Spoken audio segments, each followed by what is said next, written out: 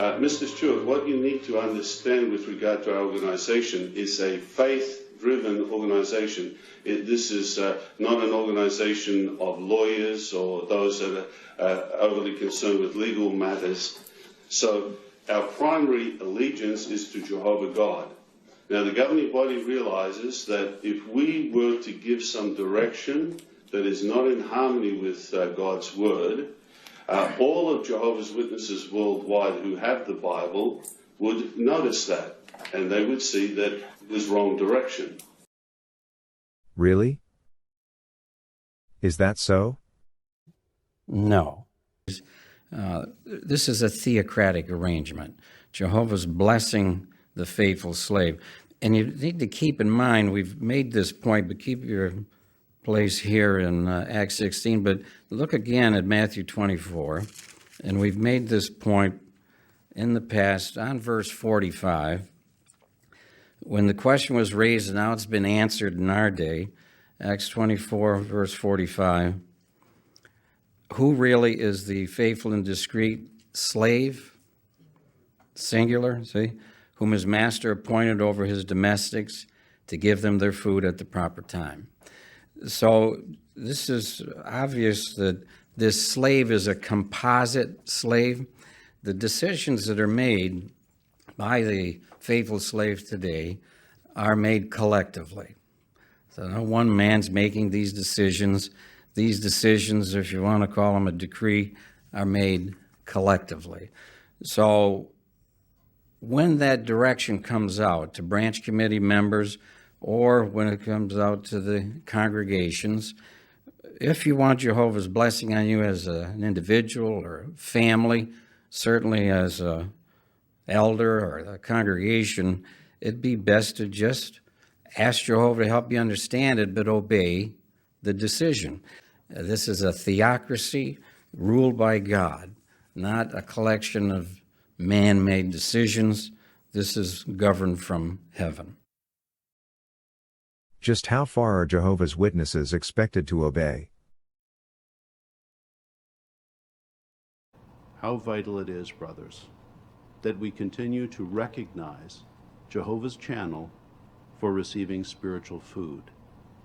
The November 15th, 2013 issue of the Watchtower mentioned key points for elders in particular to keep in mind as we prepare to face the attack of that coalition of nations that the Bible calls Gog of Magog. Now I'm going to quote the article. This is what it stated. This is quote.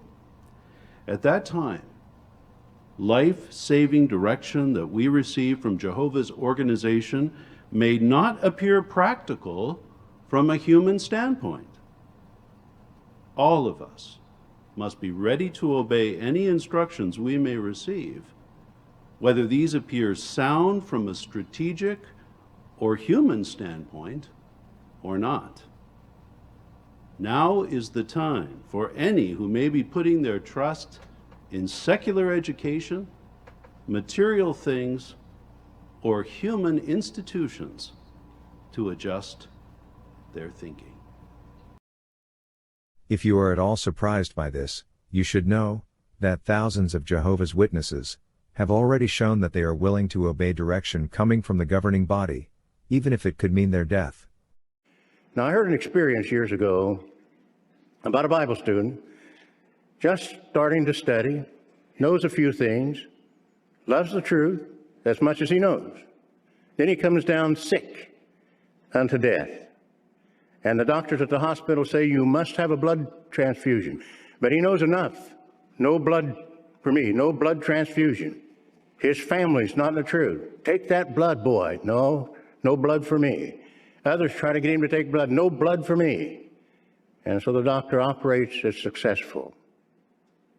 Everyone's happy.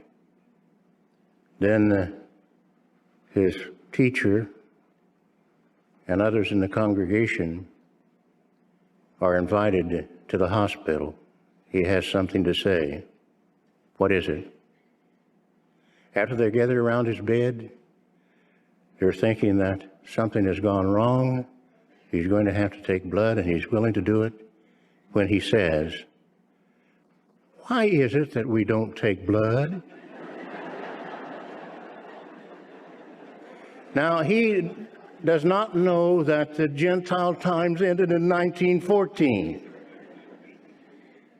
He doesn't know the difference between sovereignty and all the other things that people talk about today, but he knows the truth, just a little bit of the truth.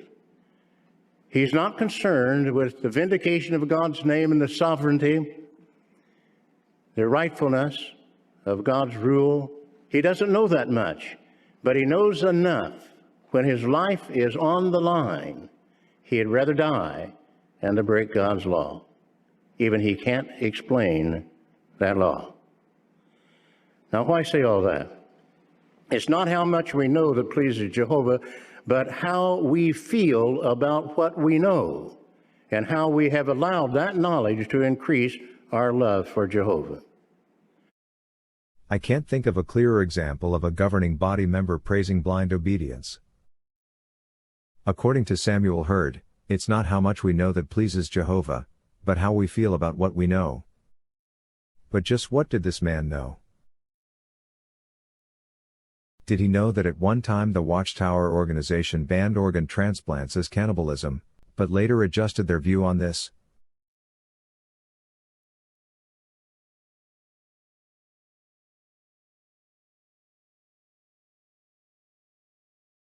And what was the reason for the adjustment? The Bible does not comment on the medical use of human tissue.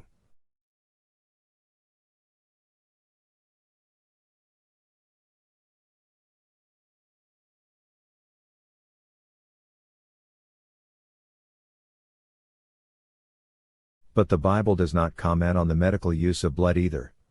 It is obvious that this man did not understand any of these issues. All that can be said is that he had firmly implanted in his mind that Jehovah is pleased when we obey the channel he has provided to teach us the Bible, even if our life is on the line. The question is, who told him that the governing body is God's channel of communication? Where exactly does it say that in the Bible? It comes down to this, friends.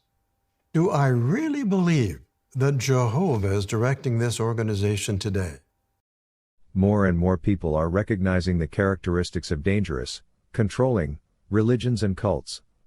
Notice the first 3 lines in this list of how to identify a dangerous cult. Authoritarian leaders, who claim a special mission or knowledge. Charismatic, dominant, leadership style. Total allegiance. Do Jehovah's Witnesses fit the description of a dangerous cult? Con artists are professional liars. Their greatest assets are their looks and their ability to charm. Many victims of con artists remarked that they trusted the person because they didn't look like a criminal. The successful ones, Bernie Madoff, for example, never do. They convey a humanness that bypasses a person's defenses. They are usually great talkers, but do not appear to be too slick. Slickness would give them away. Con artists size up their victim, make the con, get the money, and leave. Cult recruiters use many of the same skills, but they don't leave. They want you to join them. Almost all of them were victims themselves at one point. They believe that what they are doing is truly beneficial for you. However, they want something more valuable than your money. They want your mind. Of course, they'll take your money too, along the way. But they don't run away like common criminals. They want you to move in with them. Not only that, they want you to go out and do the same to others.